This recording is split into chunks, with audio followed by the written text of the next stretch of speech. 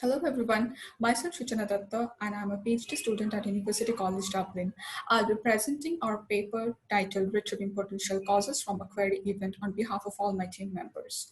So these are the key points that I'm going to explain to you throughout the presentation. Let's have a look how we got this idea. If I ask you to list down all the reasons behind assassination of Osama bin Laden, I'm certain that the first fact that comes up in our mind is Osama was killed by US missiles in 2011. But why exactly? What were the reasons because of which Osama was killed? So let's take help from Google. Let's see what Google says. So the first document that Google says is talking about the death of Osama bin Laden, and it's a Wikipedia page. This is certainly not the answer to our question, right? So let's see ahead. So rest of the following documents that is being retrieved by Google is also talking about the death of Osama. So none of the document is actually meeting up our query. So let's do one thing. Let's search more specific and change the query to assassination Osama bin Laden causes. Here we intentionally append the term causes with the hope that Google might be able to, list out all the reasons behind assassination of Osama. Okay, let's see what Google says. Here also, as you can see, we don't find all the list of documents that are talking about the causes, right? So things are now a little bit disappointing, right? So I'm sure most of us are thinking like, what if we had a system capable of finding out series of events that might have triggered the query event? Okay, thus we propose such a system named as Factored Causal Relevance Model, also can be abbreviated as FCRLM. So let's get introduced with Factored Causal Relevance Model and how it works. So given a query, FCRLM is capable of listing down all plausible events that might have set off the query event. As you can see over here, for the query assassination Osama bin Laden, the first document that is being retrieved by this model is an audio tape broadcast, which was sounding like the voice of Osama bin Laden threatening attacks against US allies, which is certainly a potential event that might have led to assassination of Osama. The second document is also talking about that Al-Qaeda is rebuilding and seeking to launch more attacks against US, which is also quite significant in this respect. So if you see all other document snippets, all the events mentioned here ought to be significant in terms of Osama's assassination, I'm sure. So all the documents that you see over here are annotated from ad hoc collection of file for our experiments. So let me now walk you through the architecture of our model. We propose a pseudo-relevance feedback model based on the assumption that causally relevant document, that is this set C, is likely to have only a partial term overlap with the topically relevant one, which is the set T. So if the query is bound drop, it is evident that in the top retrieved document set, most of the documents should be talking about either economy, prices, savings, etc., right? But in this case, our intention is to find all the documents that are talking about either Brexit or European Union negotiation, etc. So it is our intuition is to, our intention was like, it is quite likely that a number of documents beyond top ranks would indeed contain causal terms. So with this certain intuition, we use term distribution information from both these sets to build up a query with a broader aspect. And we favor those documents which comprise terms that have higher weights in C and lower weights in T.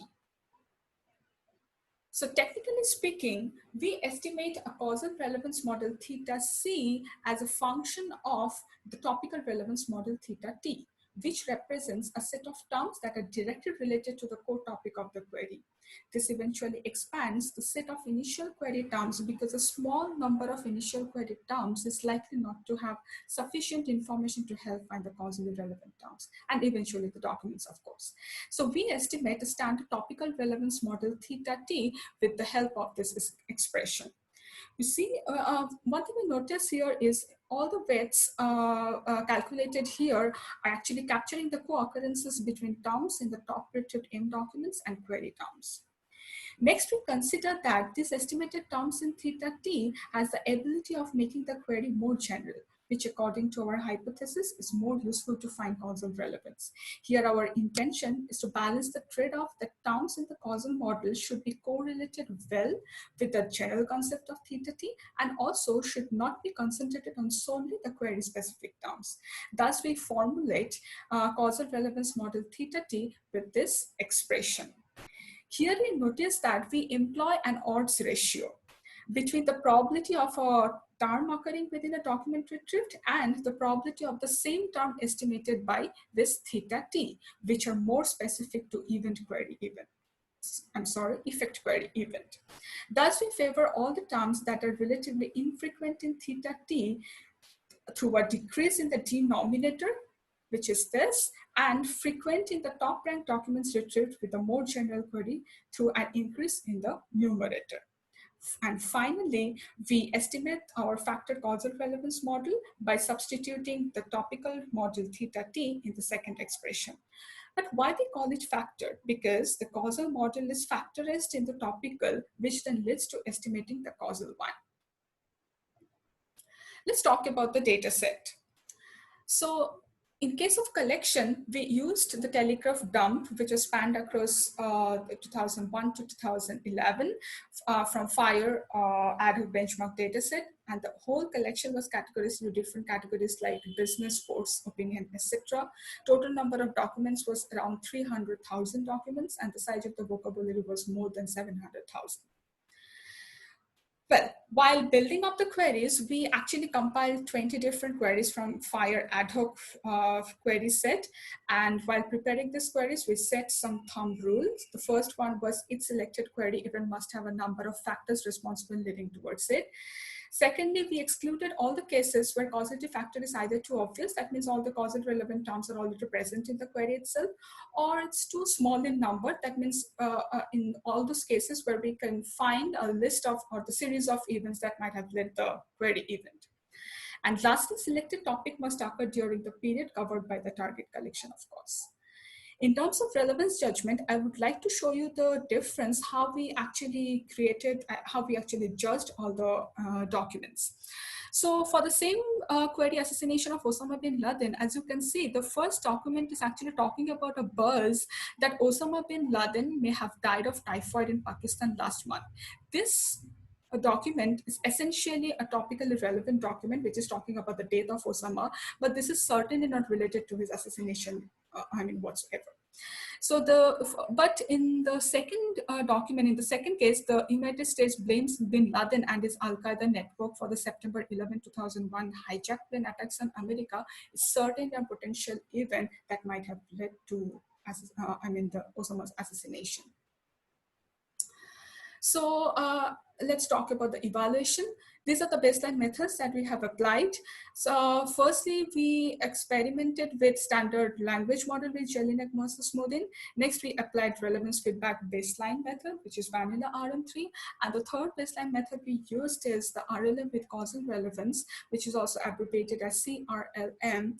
This is nothing but we actually swapped top n documents with a set of documents underneath, with the intention that the documents beyond the top retrieve ones would be useful to estimate causal relevance. For more details, I would like to request you to go through our paper. So this table actually shows the comparison of retrieval effectiveness between FCRLM, that is our proposed model, and all other baselines. As you can see over here, improvements with FCRLM found to be statistically significant.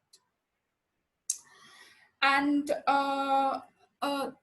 this figure, this graphical representation actually depicts Spark query performance analysis in terms of average precision. And as you can notice over here, this yellow bars, these are associated with the proposed model FCRLM, has outperformed over all the baselines significantly for most of the queries. Just to summarize, in this paper, we have contributed a collection for causality-based ideal research. Also, we presented different notion of ad hoc search to find causal information of query events. And apart from all those, we propose an unsupervised pseudo-relevance feedback algorithm that relies on simply, but yet obviously effective heuristic that causally relevant terms are not directly related to the core topic of the query. Lastly, as a future research, we would like to explore ways of constructing causal chains of events in a recursive manner, which essentially means instead of outputting a ranked list of documents, we intend to extract events from the retrieved articles, treat them as queries in turn, and retrieve a list of further causes. Thank you. Thank you for your time.